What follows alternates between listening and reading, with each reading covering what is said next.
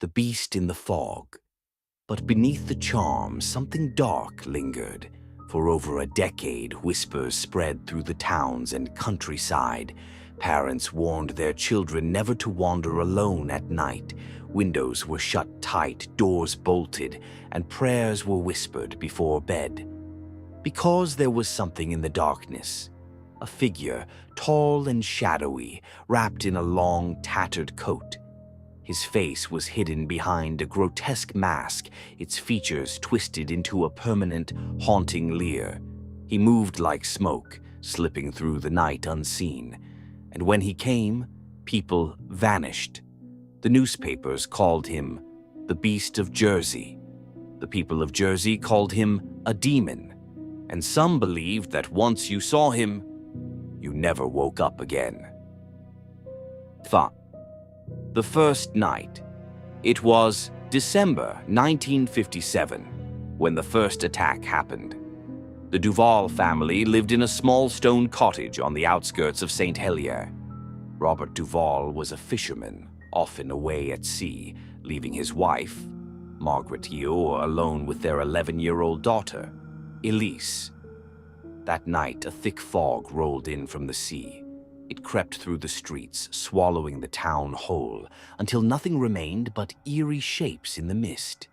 Margaret locked the doors and checked the windows, twice just to be sure. The rumors about the beast had reached every home by now. Stories of people waking up to find a shadow standing over their beds, of masked figures whispering in the dark. At 1:47 a.m., Margaret awoke to the sound of scraping. At first, she thought it was the wind, but then tap, tap, tap. Someone was knocking. She sat up, heart pounding.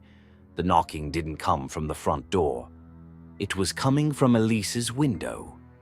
Margaret rushed down the hall and pushed open her daughter's door. The room was freezing. The window was wide open, fog spilling inside like a living thing. And Elise was gone. The hunt begins. By morning, the police had combed through the fields surrounding the Duval home. There was no trace of Elise. The only clue? A trail of footprints leading away from the house. They were large, deep, belonging to a man who had moved with eerie confidence through the darkness. Then, 48 hours later, Elise was found. She was alive. She was standing at the edge of a road, wrapped in a tattered, oversized coat. Her bare feet were cut and bleeding, her face pale as the fog. She didn't speak for 2 days. When she finally did, her voice was barely a whisper. "He wore a mask," she said, "a mask and a rope around his waist." The beast returns. After release, the beast struck again and again.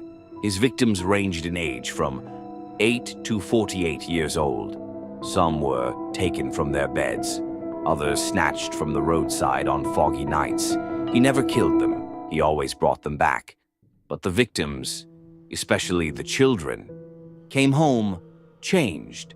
They spoke of a dark place, of being tied up in a damp, cold room.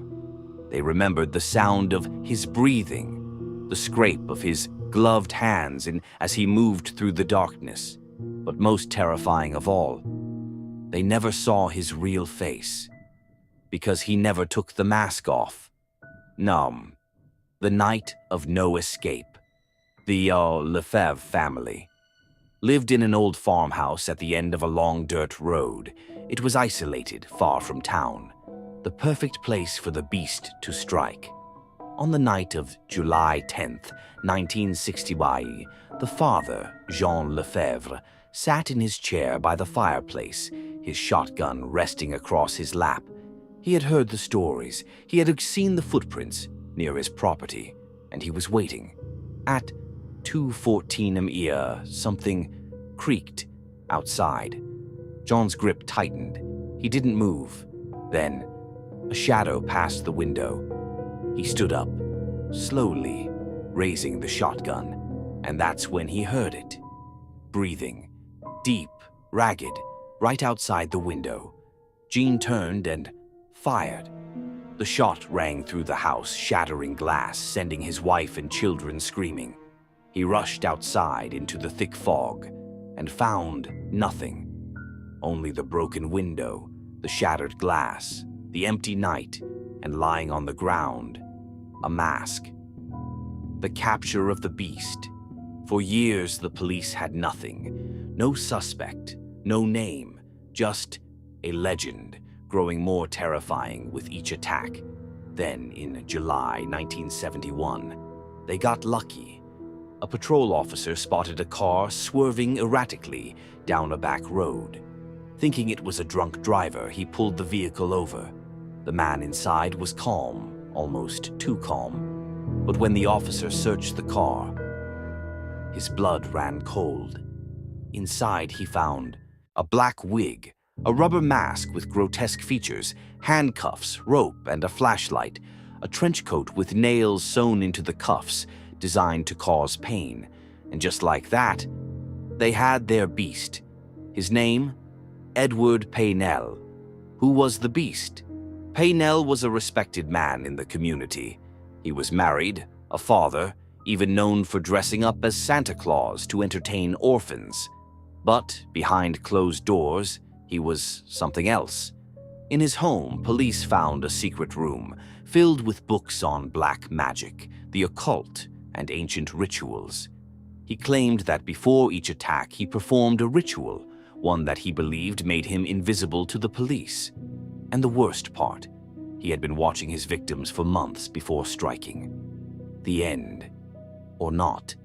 Paynell was sentenced to 30 years in prison, but served only 20 before being released. He died in 1994, taking his darkest secrets to the grave.